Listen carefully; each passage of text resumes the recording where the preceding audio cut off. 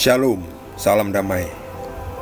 Kita sambung dengan kitab 1 Korintus bab 4 dengan judul perikop Rendahkanlah Dirimu.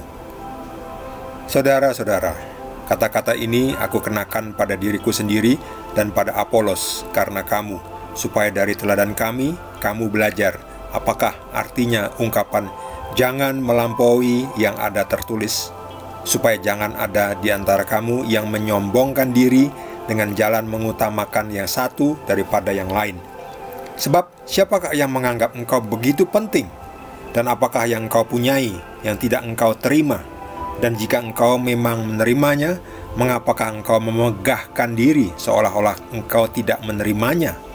Kamu telah kenyang, kamu telah menjadi kaya. Tanpa kami, kamu telah menjadi raja. Alangkah baiknya kalau benar demikian, bahwa kamu telah menjadi raja, sehingga kami pun turut menjadi raja dengan kamu.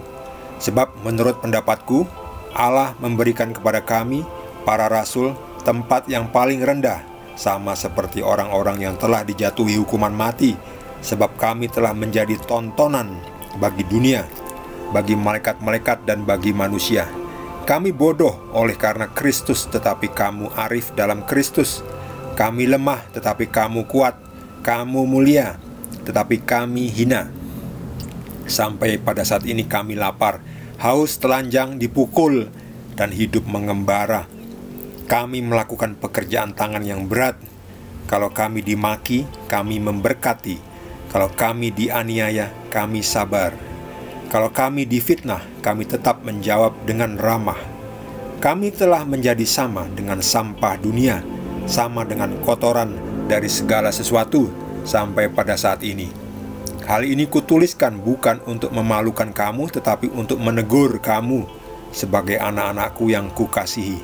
Sebab sekalipun kamu mempunyai beribu-ribu pendidik dalam Kristus, kamu tidak mempunyai banyak bapa, karena akulah yang dalam Kristus Yesus telah menjadi bapamu oleh Injil yang kuberitakan kepadamu.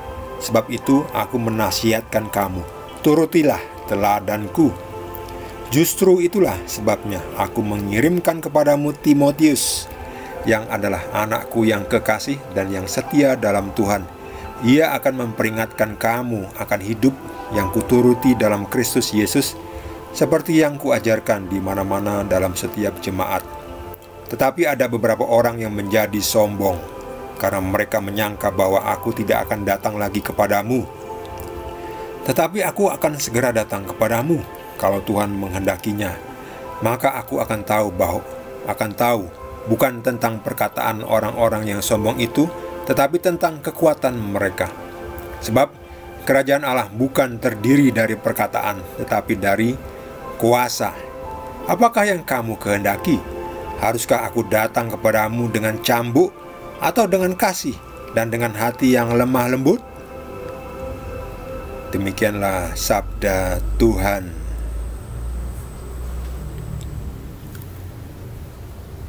Ini dua kalimat terakhir ini saya garis bawahi karena penting sekali ya. Sebab kerajaan Tuhan bukan terdiri dari perkataan, tetapi dari kuasa. Benar ya? Gak cuma ngomong kosong, klaim, sekedar mengklaim bahwa saya membawa kerajaan Tuhan, saya membawa ajaran Tuhan. Apa buktinya ya? Mana kuasanya? Mana mukjizatnya? Harus dibuktikan ya. Harus ada kuasa. Ini dia. Kerajaan Tuhan itu bukan soal kata-kata kosong, tapi kuasa. Dibuktikan. Benar nggak? Kalau enggak cuma ngomong kosong, itu namanya ya. Bahkan orang yang mengatakan yang benar lalu ditindas ya, dibunuh, diteror oleh teroris, padahal mengatakan yang benar. Itulah karena itu bukan dari Tuhan. Jadi mereka selalu menginjak-injak, membungkam, membunuh orang-orang yang berkata benar ya, yang benar-benar dari kerajaan Tuhan ya. Karena mereka membuktikan ada kuasa ya, kuasa dari Tuhan. Untuk apa? Untuk mengasihi. Lihat ini, dengan kasih. Aku datang dengan kasih, bukan seperti musuh-musuh yang datang dengan cambuk. dengan pedang. Ya, Tuhan tuh kasih dan berkuasa menyembuhkan. Paulus juga dengan kuasa Tuhan menyembuhkan, sementara musuh-musuhnya mana ada menyembuhkan. Musuh-musuhnya malah membunuh. Itu bukan dari Tuhan ya. Itu jelas beda ya. Kalau sudah tahu beda yang jahat dan yang baik, ikuti yang baik. Ya pakai dong otaknya. Ikuti yang baik. Kita sudah ada di tahun teknologi internet seperti ini, kita bisa belajar. Kita pilih yang baik. Yang jahat tinggalkan. Jangan bersikuku dengan ajaran-ajaran yang salah. Ikuti Tuhan Yesus ya. Manfaatkan teknologi ini ya. Pilih yang baik. Jangan bersikuku dengan ajaran yang salah, dengan ajaran kekerasan. Ikuti siapa? Ikuti Tuhan Yesus. Tuhan Yesus punya kuasa. Ingat ini, kuasa. Kerajaan Tuhan, seperti kata Yesus, kerajaanku bukan dari dunia ini ya, kerajaanku dari kerajaan surga. Punya kuasa menyembuhkan, membangkitkan orang mati. Siapa yang bisa seperti itu ya? Musuh-musuh Yesus bisa nggak seperti itu, menyembuhkan, bahkan membangkitkan orang mati? Bisa nggak? Nggak bisa ya. Tinggalkan ajaran itu. Yang tidak ada kuasanya tinggalkan. Kita butuh bukti ya, bukti kuasa, mukjizat, bukti yang baik ya, bukan bukti kehancuran.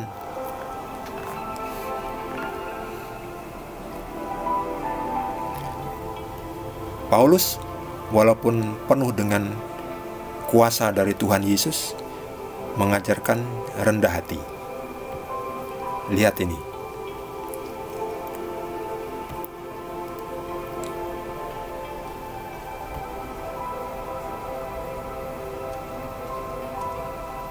Ini dia. Kalau kami dimaki, kami memberkati. Lihat ini ya. Siapa yang bisa seperti itu kalau bukan dari Tuhan ya? Kalau dari dunia ini, kalau dimaki-maki pasti balik maki-maki ya. Mengumpat balik diumpat, balik mengumpat ya.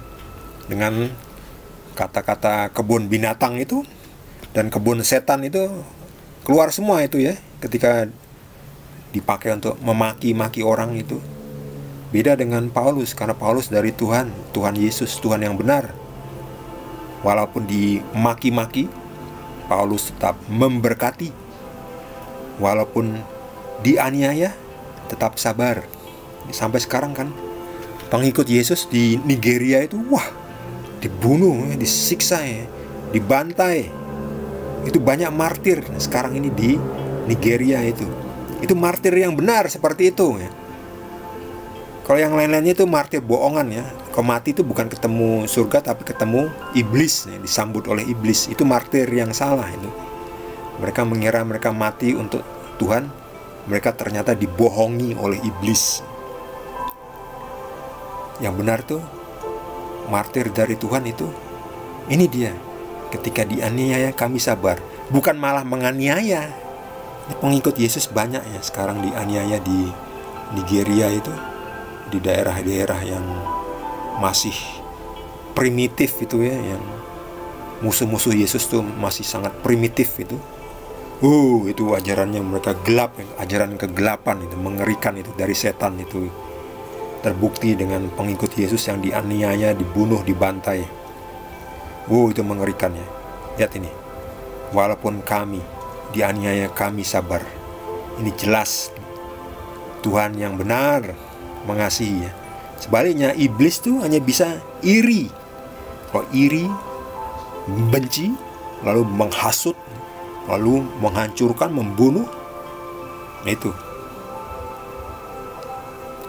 Kalau kami difitnah, kami tetap menjawab dengan ramah. Siapa yang bisa kayak gitu ya? Kita kalau difitnah kan kita akan langsung unjuk gigi ya.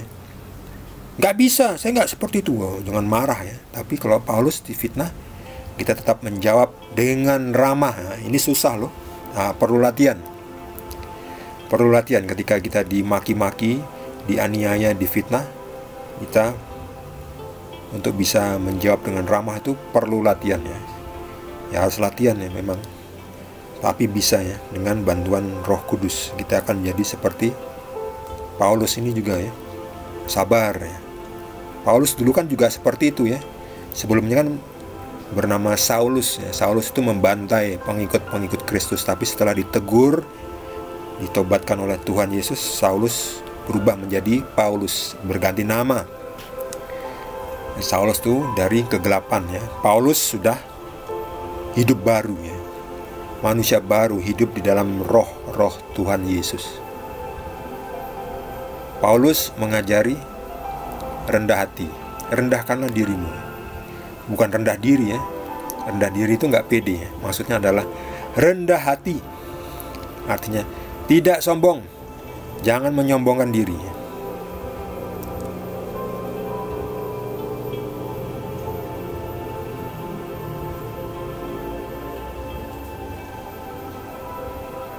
Siapakah yang menganggap engkau begitu penting ya?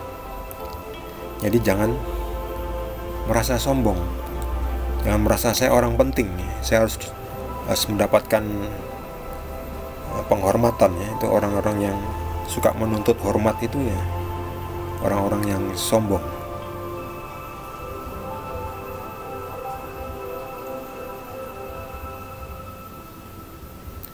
Beberapa orang telah menjadi sombong. Ya, jadi jangan seperti itu ya. Ya, setiap manusia itu pasti ada godaan ya, godaan macam-macam ya, berbagai-bagai nafsu, termasuk namanya nafsu sombong. Makanya Paulus menggarisbawahi, rendahkanlah dirimu ya, rendah hati. Sebab semua yang kita punya itu datang dari atau diberi oleh Tuhan. Mari kita belajar menjadi lembah lembut, penuh kasih. Walaupun susah, tapi dengan bantuan Roh Kudus pasti bisa melakukan apa yang diajarkan oleh Paulus, yaitu rendahkanlah dirimu ya. Karena Paulus pun ini adalah inspirasi dari Roh Kudus ya. Jadi Paulus itu mengajarkan rendah hati itu Roh Kudus sendiri yang mengajarkan ya, melalui Paulus yang mengatakan dengan inspirasi Roh Kudus. Bagi saudara yang mendapatkan tambahan penjelasan dari Roh Kudus, boleh juga berbagi dengan kita. Yang belum subscribe, jangan lupa di subscribe dan juga di like. Kita akan lanjutkan dengan perikop berikutnya, masih dari kitab 1 Korintus atau surat Rasul Paulus kepada umat di Korintus yang pertama. Terima kasih. Tuhan Yesus berkati kita semua.